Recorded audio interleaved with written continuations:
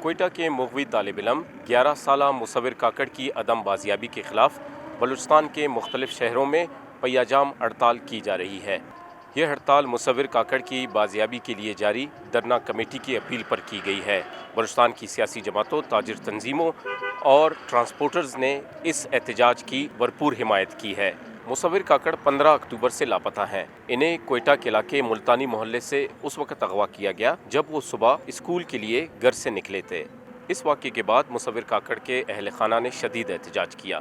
ان کی فیملی، سیاسی جماعتوں اور تاجر برادری نے گزشتہ 10 روز سے بلوچستان اسمبلی کے سامنے احتجاجی دھرنا دے رکھا ہے۔ کوئٹہ پولیس کی رپورٹ کے مطابق بلوچستان میں رواں سال 26 بچوں کے اغوا کے کیسز رپورٹ ہوئے ہیں، جن میں سے 16 ملزمان کو گرفتار کرنے کا دعویٰ بھی کیا جا رہا ہے۔ کوئٹہ پولیس کے اعلیٰ حکام کا کہنا ہے کہ مصور کاکڑ کی بازیابی کے لیے جدید ٹیکنالوجی کا سہارا لے کر بھرپور کوششیں کی جا رہی ہیں۔ یہ بات بھی قابل ذکر ہے کہ کوئٹہ پولیس نے بلوچستان ہائی کورٹ میں ایک مقدمے کی سماعت کے دوران یہ انکشاف کیا ہے کہ سیف سٹی پروجیکٹ کے تحت کوئٹہ میں نصب کیے گئے 830 سی سی ٹی وی کیمروں میں سے 630 ناکارہ ہیں۔ پیر کو پہیہ جام ہڑتال کے پیش نظر محکمہ تعلیم کے احکامات پر کوئٹہ سمیت بلوچستان کے مختلف علاقوں میں نجی اور سرکاری تعلیمی ادارے بند رہے۔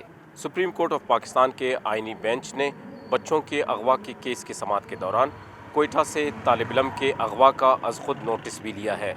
مرتضیٰ زہری، وائس آف امریکہ، کوئٹہ۔